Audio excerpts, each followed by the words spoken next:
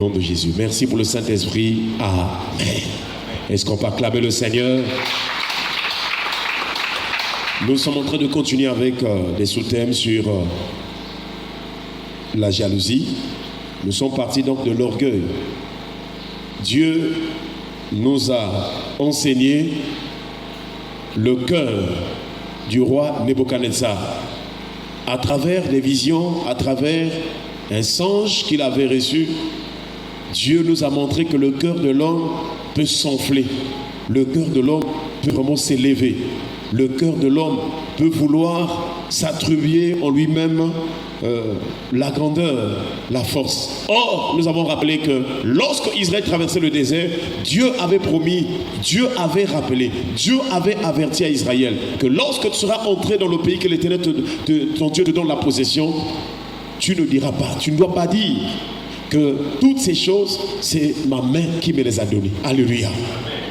Tous les jours de ta vie, quand tu reçois quelque chose, quand tu es béni, tu es en paix. En tout cas, les choses marchent. En tout cas, ça va, tout va bien. N'oublie pas que c'est la grâce et la miséricorde de Dieu. Est-ce qu'on peut acclamer le Seigneur? Ne dis jamais que c'est moi-même, c'est pas ma propre force, c'est moi-même qui... c'est Dieu. Parce que pour que tu aies la force de te lever, la force de marcher, la force de parler, la force d'ouvrir même ton œil, c'est Dieu. Alléluia. Alléluia. Voilà pourquoi en tout et en toutes choses, nous devons rendre grâce à l'Éternel. Mais ce roi-là, c'était vraiment mis dans un état d'orgueil. Voilà pourquoi Dieu l'avait brisé. Lorsqu'un homme, une personne commence à devenir orgueilleux, Dieu brise. Nous avons dit que Dieu résiste aux orgueilleux. Dieu empêche. Dieu met des barrières. Dieu met des limites. Et la Bible nous montre que même la mer, les eaux de la mer que vous voyez là, pourquoi la mer s'arrête là où se trouve? Pourquoi le fleuve s'arrête là où il se trouve? C'est parce que Dieu a mis des limites même devant les eaux et les océans. Est-ce qu'on peut acclamer le Seigneur? Et il arrive qu'il y ait des grands vents où les flots de la mer se soulèvent. Mais tout cela, Dieu les brise. Et c'est pourquoi Job, il a compris toute sa vie. Il a compris que Dieu voulait lui enseigner aussi l'humilité. Alléluia. C'est pourquoi Job a dit, sous lui s'inclinent les appuis de l'orgueil. Quel que soit ton orgueil, tu vas t'incliner devant la puissance de Dieu. Et c'est pourquoi la meilleure des choses, si tu veux avoir la bonne relation avec Dieu, si tu veux être en bon terme avec Dieu, tu dois t'humilier. Tu dois t'humilier parce qu'il y a un seul qui doit être élevé. Il y a un seul qui doit être honoré. Il y a un seul qui doit être digne d'adoration, d'élévation, de puissance, d'éternité et de gloire. C'est la personne du Dieu vivant. Est-ce qu'on peut acclamer le Seigneur? Quelles sont les significations de l'orgueil? Quelles en sont les conséquences? Quelles sont les choses que Dieu est en train de nous enseigner? Nous avons déjà dit que l'orgueil signifie la transgression. Voilà pourquoi Paul rappelle cela dans Romains chapitre 5, je crois le verset 12, que, en tout cas, la mort s'est étendue sur tous les hommes, même sur ceux qui n'avaient pas vraiment péché de la même transgression que celle d'Adam. Donc, le but du diable, c'est d'introduire, de pousser l'homme à l'orgueil. Parce que le diable sait que l'orgueil, c'est quelque chose qui est contre la volonté de Dieu. C'est quelque chose qui attire vraiment la résistance de Dieu, que Dieu intervienne pour bloquer, pour arrêter tout. L'orgueil. Et c'est pourquoi nous comprenons que donc, dans le cœur de l'homme, il y a souvent l'orgueil. L'orgueil est comme maintenant une base, un fondement, un principe qui maintenant donne beaucoup de rejetants, c'est-à-dire beaucoup de péchés. Lorsque un cœur est orgueilleux, la personne qui en est victime ou vulnérable va commencer à manifester beaucoup de choses de mauvais. Ça peut être dans ses pensées, ça peut être dans ses yeux, la manière de voir les autres, ça peut être dans sa bouche, la manière de mépriser les autres. L'orgueil, c'est tout un poison qui vraiment pousse l'homme à faire toutes sortes de dégâts. Voilà pourquoi dans Job, on nous dit que Dieu est en train de dénoncer leurs œuvres, leurs transgressions, leur orgueil. Donc l'orgueil devient l'ensemble des transgressions. Et les conséquences de l'orgueil, nous en sommes à une des conséquences que nous appelons l'accablement ou être accablé. L'orgueil accable. C'est dans le psaume 65, verset 4 que nous avons vu cela, où le psalmiste dit « Les iniquités m'accablent, tu nous délivreras de nos transgressions. » Est-ce qu'on peut acclamer le Seigneur? Donc là, il dit deux temps. Le premier temps, excusez-moi, c'est que les iniquités accablent. Le péché est rentré dans le monde. Tous son péché sont privés de la gloire de Dieu. Mais le deuxième temps, Jésus viendra pour nous délivrer de nos transgressions. Est-ce qu'on peut acclamer le Seigneur? Tout fardeau que tu peux vraiment avoir sur cette terre, dans ce monde, que ce soit sur le plan vraiment de ton esprit, de ton âme, de ton cœur, les problèmes qui peuvent t'accabler, mon frère, ma soeur, il y a une seule personne qui est capable de délivrer, c'est Jésus. Si tu veux vraiment vivre une pleine délivrance, donne-toi tout entier à Jésus. Donne ton cœur tout entier au Seigneur. Ne regarde ni à gauche ni à droite. Porte les regards. Regarde l'œuvre de Christ à la croix. Car à la croix, il a tout accompli. À la croix, il nous a rachetés par le prix de son sang. Est-ce qu'on peut acclamer le Seigneur? Nous avons dit que l'abattement, lorsque l'orgueil conduit une personne à l'abattement, la personne commence à manifester la jalousie, les mauvaises émotions, les mauvais sentiments. Lorsque l'orgueil s'installe dans la vie d'une personne, cette personne va commencer à s'attrister. Elle va commencer à manifester des mauvais sentiments dans son cœur. Et parmi ces sentiments-là, nous avons aussi la jalousie, la haine. Ne pas vouloir voir l'autre évoluer. Quand l'autre a une promotion, on n'est pas content de notre cœur. Et hier encore, on nous a expliqué l'histoire vraiment du fils prodige. Lorsqu'il est allé se perdre, au retour, lorsqu'il est venu de la maison du Père, le Père l'a accueilli. Parce que Dieu nous aime d'un amour éternel. J'aimerais te dire que Jésus t'aime. Le problème, c'est que toi, tu ne veux pas changer de cœur. Tu veux seulement rester dans les péchés. Il te sauve aujourd'hui. Il te pardonne. Il te lave. Tu repars encore dans la boue du péché. Comme le cochon ou bien le porc. Jésus nous a lavés, mais les gens repartent encore dans le péché. C'est ça le problème.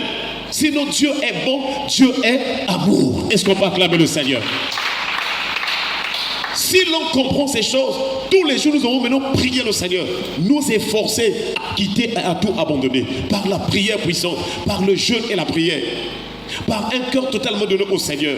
Or, la plupart dans la plupart des cas, les chrétiens, quand nous finissons le culte là, dès qu'on sort là, d'autres commencent à insulter. Ah, maman, regarde, toi là, ceci. On commence encore à repartir dans la boue du péché. Alors que quand tu es venu au culte, tu as demandé pardon, le Seigneur t'a pardonné, il t'a lavé. Mais quand tu sors du culte, tu commences encore à se revêtir de vêtements sales. Or, les vêtements sales, tu ne peux pas aller au ciel avec. Si tu es sale, si ton cœur est sale, Jésus revient aujourd'hui, tu vas rester. Parce que le ciel, c'est pour ceux qui sont revêtus d'habits de fête. Alléluia. Frères et sœurs, la jalousie, nous avons vu avec Caïn. Je disais tout à l'heure, le fils prodige, quand il est revenu, on l'a accueilli, il y avait une joie, une fête. Mais l'aîné qui était au champ, quand il est revenu, il a vu qu'il y avait une fête. Il dit, qu'est-ce qui se passe? Oh non, vraiment, ton frère est revenu. En tout cas, voilà pourquoi papa a tué un animal, vraiment un veau gras. Et nous sommes en train de nous réjouir. Lui, il s'est fâché. Comment? Moi, depuis longtemps que je suis ici, on n'a jamais fait la fête pour moi. Comment? C'était de la jalousie. Alléluia. Comme les deux étaient dans la maison, Dieu nous a enseigné par son serviteur que dans l'église aussi c'est la même chose. Parfois tu vois dans une même église, quand l'autre est en train d'évoluer, l'un est en train d'évoluer, l'autre a la jalousie. C'est grave, c'est dangereux. Attention à la jalousie. La jalousie conduit à la mort. Quand tu es dans la jalousie, quand ton frère, quand ton prochain, même quand une personne que tu ne connais pas, tu es en train de creuser ta propre tombe. Tu ne peux pas évoluer. Même si tu es en train d'avancer, ça va s'arrêter. Parce que la jalousie, ce n'est pas une bonne chose. Alléluia. C'est là où nous comprenons que beaucoup de souffrances, beaucoup de choses que les gens vivent sur cette terre, c'est à cause de leur propre cœur. Moi, j'ai compris ça avec le temps en tant que pasteur. J'ai compris que le problème, lorsqu'une âme n'évolue pas, c'est son cœur. Ce n'est pas que Dieu n'est pas puissant ou bien le pasteur n'est pas puissant, n'a pas l'onction. Ce n'est pas le pasteur. Parce que la prière du juste a une grande efficacité. La Bible déclare, Jésus a dit, si vous avez la foi, même comme un grain de sénévé, un petit grain, vous pouvez faire des miracles. Alléluia. Si vous croyez au nom de Jésus, les miracles vont se faire. Mais pourquoi les gens ont toujours des problèmes? C'est un problème de cœur. Les cœurs ne sont pas convertis. Les cœurs ne sont pas changés. Les mêmes personnes qui écoutent la vérité. Mais quand la parole, nous prêchons la parole, quand je prêche là, elle sort. Elle vient devant vos cœurs. Elle vient devant nos cœurs. Si la parole ne trouve pas la foi, si la parole ne trouve pas l'obéissance, la parole revient. Et toi, tu vas repartir comme ça là. Mais physiquement, tu étais à l'église, physiquement, tu as prié ce matin. Mais comme ton cœur est bloqué, tu as mis une muraille, tu as bloqué ton cœur, tu ne veux pas changer, la parole n'aura pas d'effet sur toi. Malheureusement, si tu restes dans cette condition, tu mourras dans le désert. Alléluia. Si Dieu est en train de te donner le temps de te repentir, mais si tu continues à t'endurcir, il y aura un temps où tu vas mourir dans le péché. Parce que tu es inutile. Dieu t'arrose la pluie, au lieu que tu produis de fruits, toi tu es toujours dans la méchanceté. Tu vas mourir. Voilà le danger que courent tous ceux-là qui ne veulent pas changer de cœur, changer de vie. Mais ce matin encore, chaque fois que nous venons devant la présence de Dieu, c'est une occasion favorable. Est-ce qu'on peut acclamer le Seigneur? Et nous sommes en train de voir encore la jalousie. Ce matin, nous allons terminer par ce texte biblique, les significations de la jalousie et les conséquences. Et nous sommes en train de voir donc dans Actes chapitre 13, ce matin, le verset 45. Puisque nous avons compris que la jalousie, c'est un esprit. Avec Ézéchiel chapitre, je crois 8, le verset 5, le prophète Ézéchiel, Dieu l'avait conduit. Il a vu à l'entrée de la porte du temple, Ézéchiel, il a vu l'idole de la jalousie. Donc la jalousie, c'est une idole. La jalousie, c'est un esprit. Lorsque tu es jaloux, ce n'est plus toi-même, mais c'est l'esprit de jalousie qui a revêtu ton cœur, qui te pousse à faire le mal, qui te pousse à avoir la haine. C'est un esprit. Les mauvais comportements, les mauvais caractères, la vie de péché, c'est un esprit. Alléluia. Voilà pourquoi chaque fois que tu vas sentir cela en toi, il faut aller vers le Seigneur, demander pardon, demander que Dieu te délivre. Dis Seigneur, sauve-moi, délivre-moi, je refuse cette mauvaise vie-là, je refuse le mauvais comportement, et le Seigneur est capable de délivrer. Actes chapitre 13, verset 45, il est écrit: les Juifs, voyant la foule, furent remplis de jalousie, et ils s'opposaient à ce que disait Paul, en le contredisant et en l'injuriant. Alléluia. Paul, Dieu l'a sauvé. Il était un blasphémateur. Paul était comme beaucoup de gens peut-être dans ce quartier, dans cette arrondissement, cette ville, cette nation, ce continent, ce monde. Il était méchant, il était blasphémateur. Il n'aimait même pas qu'on parle de Jésus. Comme d'ailleurs nous avons aujourd'hui, il y a des églises qui n'aiment pas qu'on parle de Jésus. Il y a des milieux, il y a des quartiers, il y a des familles, il y a des maisons, il y a des foyers qui n'aiment pas qu'on parle de Jésus, qui n'aiment pas qu'on parle de l'église. C'était comme Paul. Il était attaché à sa tradition judaïque ou bien des Juifs. Mais un jour, sur le chemin de Damas, Dieu l'a rencontré dans la lumière. Est-ce qu'on peut acclamer le Seigneur? Que la lumière de Christ rencontre les cœurs ce matin au nom de Jésus. Frères et sœurs, c'est là où Paul a compris que tout ce qu'il faisait, c'était du diable, ce n'était pas la volonté de Dieu. Il a compris qu'il était dans le péché. Le grand problème dans notre vie, j'allais dire, ce qui est bien, c'est de comprendre. Est-ce que je suis dans la voie droite? Est-ce que je suis sur le bon chemin? Est-ce que ce que je fais c'est de Dieu? Est-ce que c'est bon ou c'est mauvais? Il faut chercher à comprendre. Et Paul, grâce à la lumière qui est Christ là, il a été éclairé. Il a compris que ce que je faisais là c'était mauvais. Dans ce monde-là, si tu n'aimes pas Jésus, si tu n'aimes pas l'église de Jésus, comme j'écoute aujourd'hui les gens, oh non, nous sommes de catholiques, oh nous sommes des églises évangéliques, ça c'est pas de Dieu. Oh nous sommes de l'église de réveil, c'est pas de Dieu. Jésus, il a ses enfants, les enfants de Dieu, c'est l'ensemble de tous ceux qui sont nés de nouveau. Alléluia. Ce n'est pas ceux qui sont nés dans une église quelconque, non. Le problème, c'est le salut en Christ. Ton cœur face à face avec Dieu. Que tu sois catholique, qui que ce soit, le problème d'abord, est-ce que ton cœur a rencontré le roi des rois et le seigneur des seigneurs? Est-ce qu'on peut acclamer le Seigneur? Est-ce que tu es passé par la véritable repentance? Est-ce que tu as expérimenté le salut? David a dit, rends-moi la joie de ton salut et qu'un esprit de bonne volonté me soutienne. Est-ce que dans la Bible, tu as déjà écouté, on a écrit quelque part l'église catholique? Non. Est-ce que dans la Bible, tu as écouté quelque part l'église de réveil, l'assemblée de victoire? Non, il n'y en a pas. On ne parle que de l'église de Jésus-Christ. Alléluia. Donc, frères et sœurs, le problème, c'est de rencontrer Christ. Ne rentre pas dans ces débats-là. Ne rentre pas dans les discussions. Oh, nous, notre église, c'est la meilleure. Oh, non. Cherche d'abord le véritable salut. Ton âme doit être sauvée. C'est ce qui est plus important. Alléluia. Alléluia. Car Jésus, quand il viendra, il va prendre l'ensemble des rachetés de Dieu, des vainqueurs.